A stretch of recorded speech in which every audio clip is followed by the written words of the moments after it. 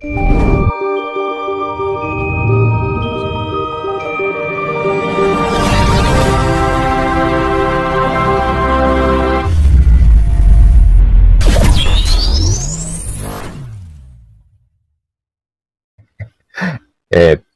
tenang.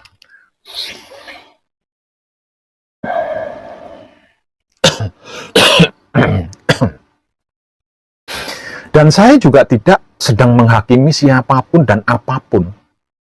Karena ini realita. Kenyataannya memang begitu dan seperti itu. Buktinya apa, Pak Web? Kalau kita-kita atau kami-kami ini lupa diri, tidak ingat diri, tidak tahu diri, ayo.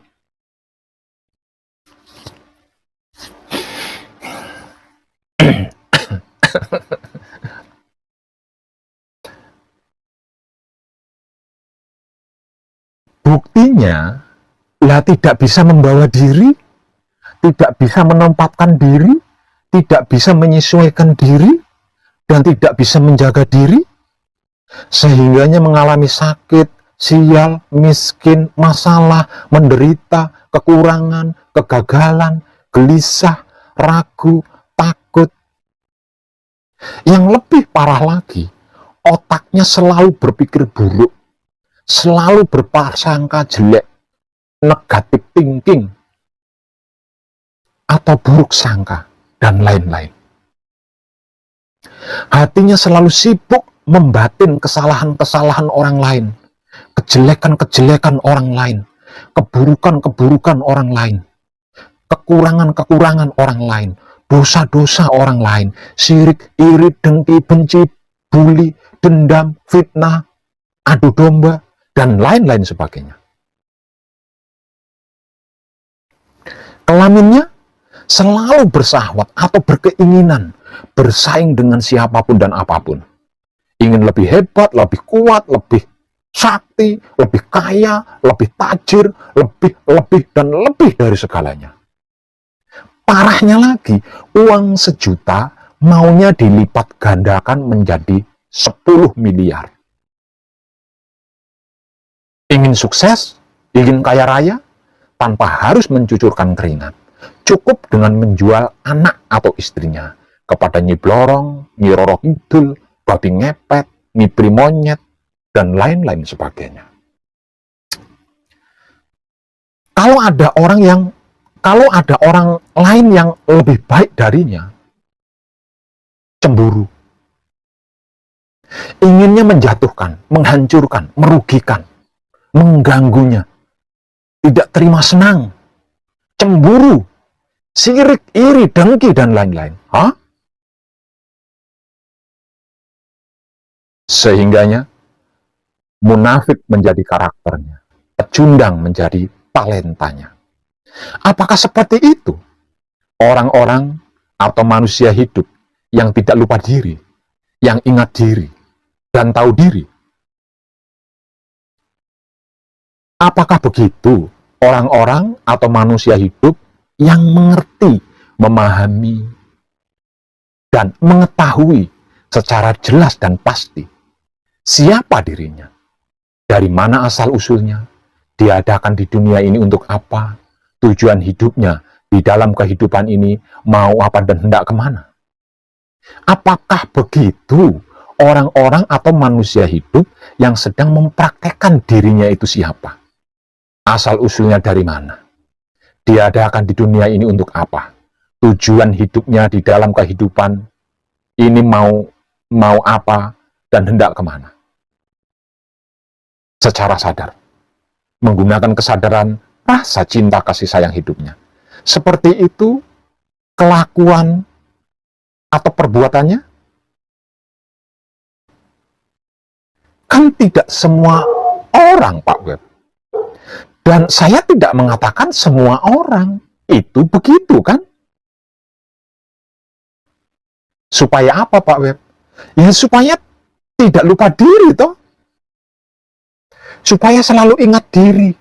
Supaya mengerti, memahami, dan mengetahui dirinya itu siapa, asal-usulnya dari mana, diadakan di dunia ini untuk apa? Tujuan hidupnya di dalam kehidupan dunia ini mau apa dan hendak kemana?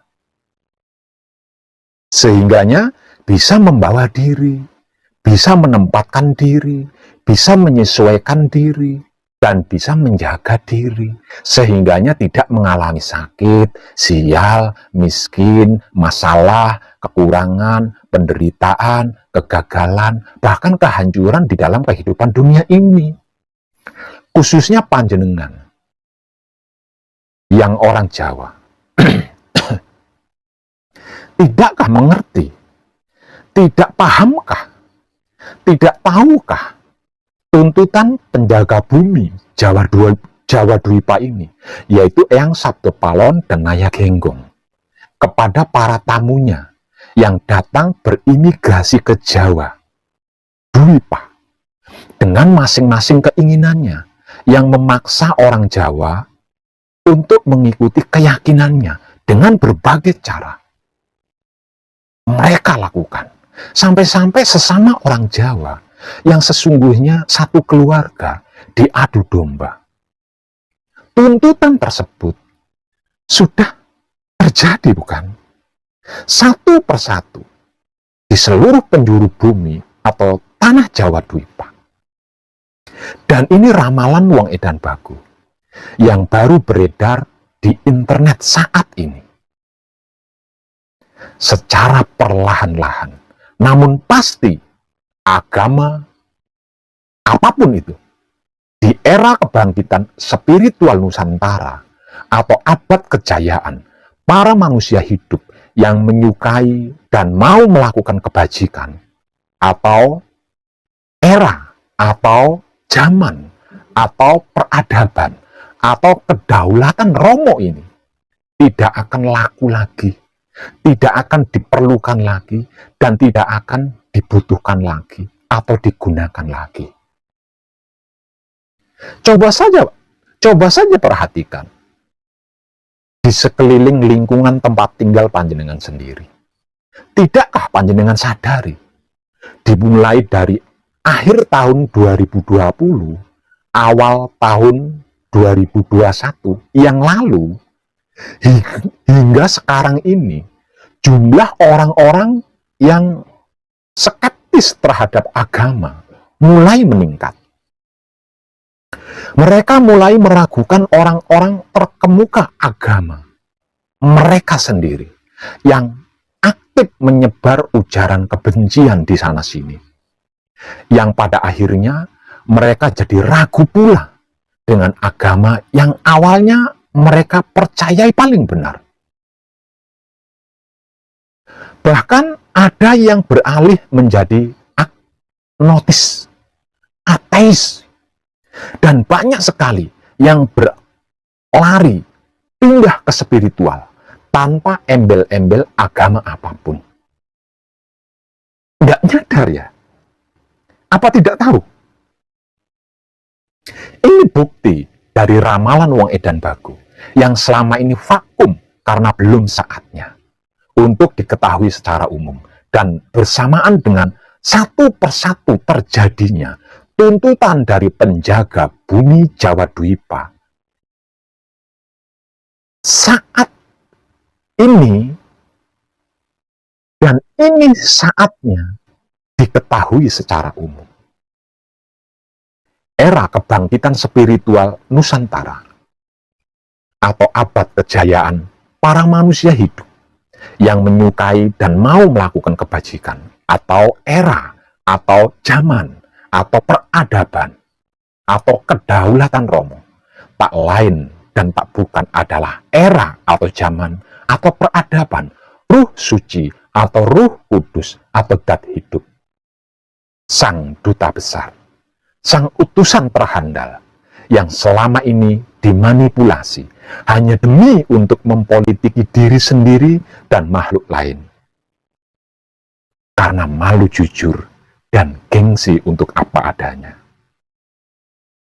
Artinya, saat ini kita semua tanpa terkecuali sedang berada di zamannya atau eranya atau peradabannya Ruh Suci atau Ruh Kudus atau Sang Guru sejati atau dat hidup yang selama ini telah menjadikan jiwa raga manusia bisa hidup, bisa bergerak, melakukan itu dan ini, berbuat ini dan itu, serta lain-lain sebagainya. Namun seumur hidup tidak dipedulikan, tidak digubris, malah diasumsi sebagai itu dan ini, lalu dimanipulasi untuk mempolitiki diri sendiri dan makhluk lain. Karena malu jujur dan gengsi menjadi apa adanya. Ruh suci atau Ruh Kudus atau Guru sejati atau dat hidup itu tidak bisa dicampuri dengan apapun dan tidak bisa tercampuri oleh apapun. Jadi, apapun itu yang tidak suci, yang tidak kudus, bersiap-siaplah, karena sewaktu-waktu akan disapu oleh jagat untuk dibersihkan, agar supaya kembali suci atau kudus. Di zaman sekarang ini, atau era ini, atau peradabannya, Ruh suci atau Ruh Kudus atau Sang Guru sejati atau dat hidup ini berbondong-bondong, orang-orang akan kembali kepada spiritual yang tanpa embel-embel agama apapun. Seperti pada awal mulanya hubungan antara makhluk dan alam semesta terjadi, yaitu kesadaran cinta kasih sayang hidup. Jadi, apapun itu yang tidak suci, yang tidak kudus, bersiap-siaplah, karena sewaktu-waktu akan disapu oleh jagat untuk dibersihkan, agar supaya kembali suci atau kudus. Di zaman sekarang ini, atau era ini, atau peradabannya, Ruh suci atau Ruh Kudus atau Sang Guru sejati atau dat hidup ini berbondong-bondong, orang-orang akan kembali kepada spiritual yang tanpa embel-embel agama apapun.